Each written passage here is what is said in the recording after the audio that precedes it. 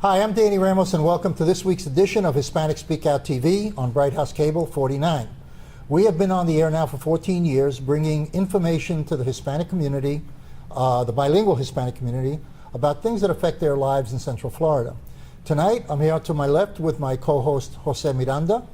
Shayla Asensio, she's a political contributor to our show, and she's on almost every week. And of course, Senator Darren Soto, which we're going to be addressing some issues with him having to do with the recent presidential speech and things coming up in the state Senate. Jose, why don't you go first? Last night, the State of the Union, our president spoke about the military, and I thought he gave a fairly decent speech, one of his best perhaps. But one of the things I didn't hear was the bills that have been passed within other bills with the military, where they're going to require that veterans pay into their pensions and in some cases might lose some of their disability benefits. How's that working? Well, certainly there's no doubt that the president should have referenced it in his speech last night. He did lay out a great agenda, and that you look at the fact that this is the first time he discussed peace, diplomacy above war. And so we have less soldiers that we're going to need to take care of with injuries if we don't get back into a ground war. So I thought it was key on that and on his decisions with regard to Iran and with regard to Syria. He talked about reducing the wait times and that they've already been reduced for a lot of our veterans to get care. But this was something that he should have addressed. And he did point out that a lot of these budget negotiations were compromises. No one got what they want. I suspect that the president will revisit it, should have mentioned it, but I don't think that this is the end on that issue. You are working on some bills here in the state of Florida for veterans. Which are they? Right. I'm working on a bill called the Veterans Jobs Bill, and it's basically a bill that passed in the Senate a couple of years ago, but because of funding issues, never passed the House. And basically it would provide $5,000 tax incentives to companies that hire a veteran, $10,000 for companies that hire a disabled veteran. Those veterans would have to make that type of income before they could even apply. There'd be a total amount of about $10 million to start off with, and it's already passed through one committee in the House and one committee in the Senate, and I have another committee meeting this week. So it's looking like it's going to pass, although knock on wood, we'll still see. But it's clear with a lot of our servicemen and women coming home, and Florida being one of the most popular choices for them, that we need to make a statement that we want our servicemen and women who are coming home to be employed. We see a lot of difficulty in transitioning back to civilian jobs, and so this will give a little boost. The other thing that's being discussed is to have a reduced tuition and in-state tuition for all veterans, regardless of whether they lived here before they went off to serve or not. And you'll see that bill as well by Senator LaValla moving. So whether it be job training and education or whether it be getting a job, these are two things that we're going to try to help out with this year. And of course, 2 years ago, we had property tax reductions for veterans as well. So there's a lot of things going on, and hopefully stay tuned. I'm hopeful that both of them will pass this year. I'll say you're a veteran, right? Yes, sir. Okay, so how do you, the thing with the president, how do you feel about what happened in the presidential speech with the veterans? I mean, you're a vet. No, like I said, that's why I asked You were in Vietnam, right? Yes, Were you in Vietnam? Yes. But I felt he let down a lot of guys who are waiting, okay? And the fact is that those of us who are lucky enough to survive and want to continue in the service and were made promises. We go to serve because we love our country, but in the same token, they're telling us, we will take care of you. You know what I'm saying? You're going to risk your life to defend our way of life, and we make these promises, and now they're negating it. What promise are they negating on? Well, we're talking about potential contributions to pensions and to health care. And Jose, I couldn't agree with you more. And the Congress ended up putting that in the ag bill, so you had both parties voting on things that were compromised that no one liked. But the president did call out the Army Ranger last night. Yes, he did. In probably the greatest moment of the night, where there was a sustained applause. And I'm hopeful that this won't be the end of this issue, and it needs to not be the end. We're still dealing with, in the local area, the problems with the Veterans Hospital here over in Lake Nona, and that's been a debacle that we've been very, very concerned about. And it's one that has taught the federal government an important lesson, which is they should have hired folks who weren't bottom dollar bids, who were utilizing unskilled labor to build this thing, because now a lot of guys who cost a lot more money, they're on there fixing all that mess. It was supposed to be open over a year ago, and so the one positive thing that came out of that is that we have been able to really push for state contracts, that we need to have the right people, and it's got to be bids based upon not only just the lowest bid but experience.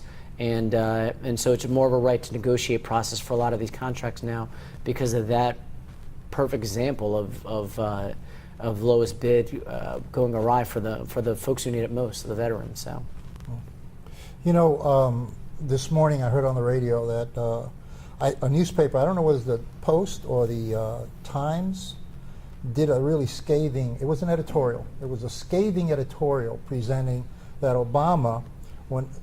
President Obama used the veteran at the end, which got like 5 minutes worth of a standing ovation, in order to kind of walk his way out of the veteran issue, you know, to get more of a positive psychological play from the mass media when he didn't address that issue. No. And you don't feel that way? No way. Okay. I thought he brought up the story as a metaphor of the fortitude and the comeback nature of America. So you don't think it was a political maneuver in order to... And keep in mind the policy issue that he addressed that I thought was the most important in his entire speech. Diplomacy over further military action. Right.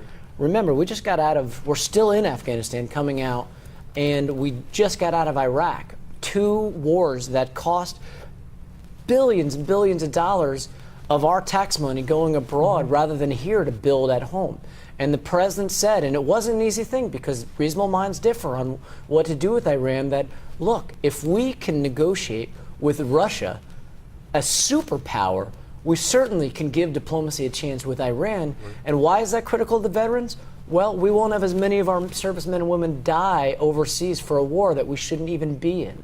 So there were major veterans issues, probably the most important veterans statement as far as avoiding future wars that we've had in years from a president, as opposed to axis of evil and getting us into more trouble by George W. Bush. He stated that he was going to use his pen in order to override or put things into action that he needed to. For example, on Obamacare, he decided that major corporations did not have to follow the law, which was written on Obamacare, that they can just have another year before they get in, okay? And he exempted unions from participating in Obamacare. So why can't he do that with the vets? Well, keep in mind... I mean, you know, if he's got that kind of power that he can usurp, or I don't want to use the word usurp, let's use the word skirt around an actual law that was written. If he doesn't have to follow that law, why can't he just, you know, use his pen to provide the veterans that proper support? Well, first of all, he was using his executive... This is for everybody, by the way. I'm not throwing it at you. But I know everybody is a we're getting Democrat. some nitty-gritty constitutional issues here. So just to explain, the president has the power to prioritize enforcement. And when he writes an executive order, Congress is more than welcome to override them at every moment. But they're the most dysfunctional chamber in the country. And so, and the other thing is, the fact is they agreed with it. They wanted to have companies get 1 more year to comply. So they probably would have passed a bill if they weren't so darn dysfunctional. But why can't he do that with the vets? Why can't he find the money from some other source and just, you know, help out the vets here? Congress appropriates it, and it was actually, you're talking about the respect of the law. Congress in the agriculture bill put this issue in.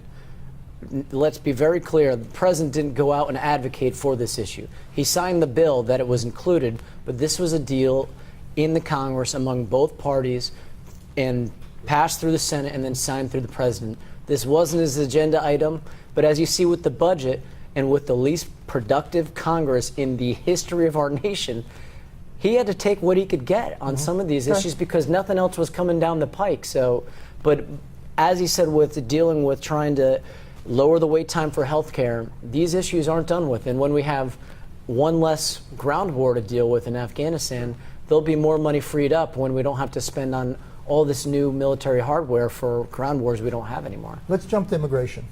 Last week we had Victor Torres here, who is a state rep, and he is from the Democratic Party. And he's introducing a bill, one of his 6 bills, to give free tuition and money to undocumented students. There's an admission across the board that that will never fly.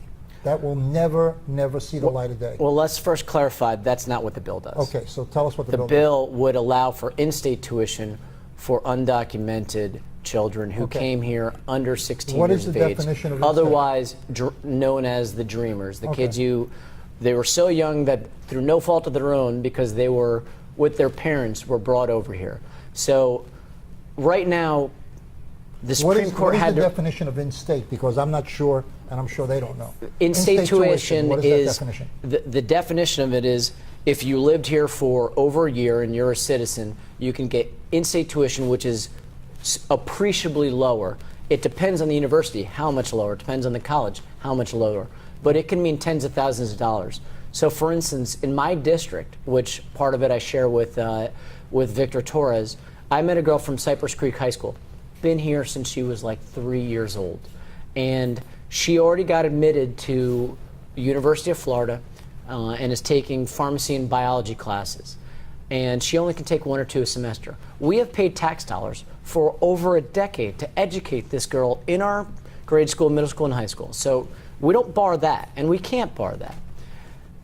But at the moment that she can excel into college and has been accepted in one of the best colleges we have in the state, we're going to tell her that that dream is out of the way for her. You think that's going to pass him? I think with the speaker, which may have happened since your interview, saying that he supports it, it's in play this year. Speaker Will Weatherford said only a few days ago that he's supportive of the issue. So it turned from a non-starter in 1 week to now in play. So you never know, so right? Since our last interview, it may have flipped. Well, there's a possibility. Okay. I think that a lot of ours who are in power and hope to run statewide one day are realizing the changing demographics finally, and that they want to be on the right side of helping out our dreamers who are coming here through no fault of their own, rather than just shut the door on them. How does the Republican governor play in that scenario of getting this approved or not getting it approved? The governor, if I could predict him, I might as well play the lottery. Well, he vetoed my DREAM Act driver's license bill that would allow these kids, after they get a DACA, they get deferred action, which is an enforcement mechanism under the president for folks who come here under 16 years of age. Once they get that, my bill would say you automatically can apply for a driver's license instead of waiting over a year. This thing only lasts for 2 years to get a driver's license. Every senator voted for it. Every House member besides 2 voted for it. Both sides of the aisle. You don't get that far without both sides of the aisle. Remember, they control the House and the Senate up there. And then he vetoed it. All right, so you're saying in the end, the governor can kill this, appropriate this bill for the Dreamers? He could kill it. But then again, it's an election year, and every year was austere, and then this year isn't. So he made pander and allow this to go through. On one side, you consider the Hispanic vote. On the other side, he's not going to want to, go against his own Republican Party. This is a guy who came in on the Arizona law and just nominated a Cuban American to be his lieutenant governor. I mean, he is all over the place. Well, he's done a lot to attack. We only have Hispanics. 1 minute left. You got 30 seconds. Well, he's done a lot to attack Hispanics. So Who really, has? Our Governor Rick Scott. Okay. So I'm thinking in 2014. When you you're say probably attack right. Hispanics, you got 15. Tell me what. Well, he vetoed the driver's license bill. Okay. He reduced our dollars and he cut billions in public education. Mm-hmm. He went ahead and didn't pass basically allowed health insurance here in our state. And so if you think about it, in 2014, I don't know what he'd do to appease the Latino vote. The purge list, 60% Hispanic. Okay. 2 of them were World War veterans. And when I talked to Charlie Crist the night he vetoed it, he said he would have signed it. Okay. This is Danny Ramos on Hispanic Speak Out. Darren, I'm sorry we ran out of time. I want you to come back, but you have, of course, have to tell us when. So stay tuned, because we are now going to talk to an attorney from Legal Aid. We're in hard times and some of us are going to need a lawyer. And if you need a lawyer, don't just react to a TV commercial. Get a copy of the Lawyers Consumer Directory, which is available absolutely free of charge at any 7-Eleven store throughout Central Florida. The Lawyers Consumer Directory is going to give you real hardcore knowledge on how to hire a lawyer and a lot of information on issues like bankruptcy, foreclosure, and more. Get the Lawyers Consumer Directory. It's absolutely free of charge at any 7-Eleven throughout Central Florida. Welcome back. I'm Jose Miranda. This is Hispanic Speak Out. We're here tonight with Legal Aid, Mr. Michael Resnick, who's representing the folks that be over there at the courthouse. Good evening. How are you? Great. Thank you for having me. Thank you for being here. No problem. Legal aid is a very monstrous kind of word. It brings up a lot of different things to people. What is it that legal aid does? Well, Legal Aid Society has been here, I think, in Orange County for about 51 or 52 years. We provide free legal assistance to low-income residents of Orange County. So that's our sole focus, is the people in our community that don't make enough money to be able to hire an attorney.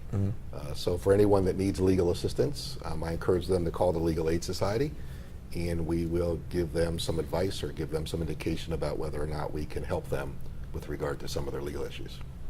Do you cover housing? Do you cover criminal justice? What do you do? We do some very specific things. We handle family law. We handle housing-related issues like evictions, foreclosures. We handle immigration law. And we do some consumer issues. So, for example, if someone owes money and a creditor is seeking to garnish their wages or their bank accounts, those are the things that we handle. I understand you might be an expert in housing matters. I'm the senior housing attorney for the Legal Aid Society. Good. What's going on with the market, and why are so many people being kicked out? I mean, from a foreclosure point of view. From a foreclosure point of view. Well, I mean, in Central Florida, we have a significant housing crisis when it comes to that.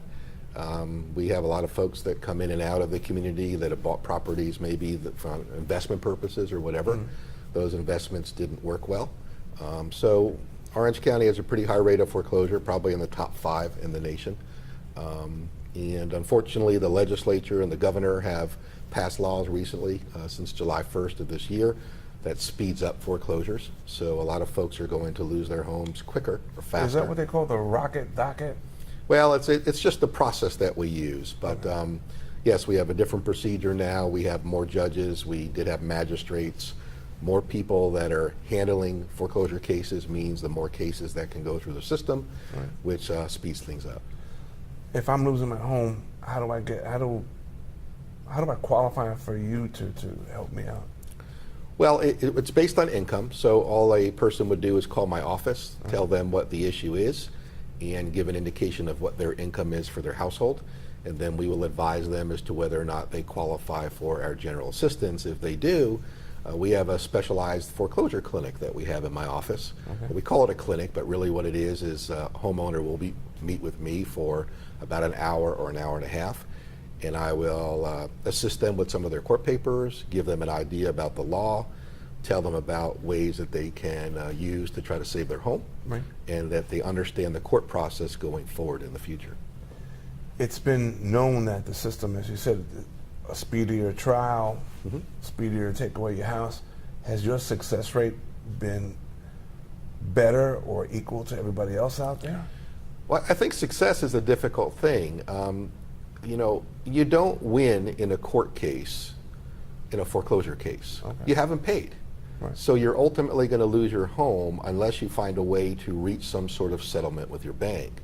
So the focus should be less really on the court process and more on the interaction that you have with your bank. So every homeowner that's in foreclosure should really be contacting their bank and asking their bank whether or not they're eligible for a loan modification. Is this before they speak to you? Well, yes. Or during the time? All the time. So before and during a court case. And loan modifications are not based on need. Everyone needs a loan modification. It's based on income and expenses. Banks don't predominantly give away free homes, right? They want someone to be able to make a payment over a long period of time. So interestingly enough, more income encourages the bank to give loan modifications. If you have less income, a bank is probably more likely to say, no, we're not going to give you a loan modification because we're not going to be able to get a lot of our money back. So yes, your great question. People need to be calling their bank now and during the entire court process that goes on. They come to my office, though, to find out what to do as part of the court case. So once they have court papers served on them, they should come to me or the Legal Aid Society, and we will help them understand what's going on. Real quick, if a person who is going to be kicked out of their home is actually a renter from that home, how is that different than the other procedures? Well, that's a great question. There is a new federal law. It's about 4 years old now, passed by President Obama, and it's a law that protects tenants who are renting property that's in foreclosure. So what does that mean? It means the tenant's landlord has not paid the bank the mortgage payment. Banks filed a foreclosure action. Under Florida law, that tenant would be kicked out at the end of the foreclosure. But the federal law passed by President Obama protects the tenants. Tenants no longer need to leave the property at the end of the foreclosure case. They have a right to stay for the remainder of their lease or for an extra 90 days after the home is sold at a foreclosure sale. So tenants are greatly protected under the federal law. That would be different if we didn't have that law. But the law is still regulated by the judges, and the judge doesn't necessarily have to believe in that particular law to follow it. Is that correct? Well, I think judges have their own views, just like we all do. And judges sometimes are older, not in a bad way, but they have been a judge for a long time, and they don't fully understand a lot of the things that are going on with the housing crisis today. So I think that's what it really is. The judge has a different view of the law, and that's my job as a housing attorney for legal aid to educate the judges about what the law is. Real quick, tell us how we can reach you. Oh, just call the Legal Aid Society, 407-841-8310, and you'll speak to someone on the telephone, and they'll ask you a couple of quick questions, and then we'll advise you whether or not we can assist you, schedule an appointment for you to come into our office. Michael, thanks for joining me tonight. We appreciate it. We got to have you back. Pleasure. Please stay tuned for Malavet Gonzalez, who will be talking with Planned Parenthood. We'll be right back at you. Are you proud to be Hispanic? Hispanics in Florida now have the first Hispanic car license plate in the United States. Be a proud Hispanic. Put the Hispanic plate on your car. I want to be a doctor. I want to be a scientist. I want to be an engineer. I want to be a police officer. I want to be a professional dancer. By getting the Hispanic plate for your car, you will support scholarships and community programs. The Hispanic plate is available at any Department of Motor Vehicle office. Call now at 321-277-0850 or visit HispanicAchievers.org. Welcome back to Hispanic Speakout TV. I'm Malavet Gonzalez, here an attorney in Central Florida, and here I am with Anna from Planned Parenthood to discuss some women health issues today. And today we're going to talk about the update on Affordable Care Act. Perfect. So the Affordable Care Act, we actually spoke about it before, and a lot has changed since then. We are past the point when enrollment has been opened. Just to give everyone a quick debrief on the ACA, also known as Obamacare. It was passed into law in 2010 and was the major healthcare reform law bill that changed the way our nation looks at healthcare.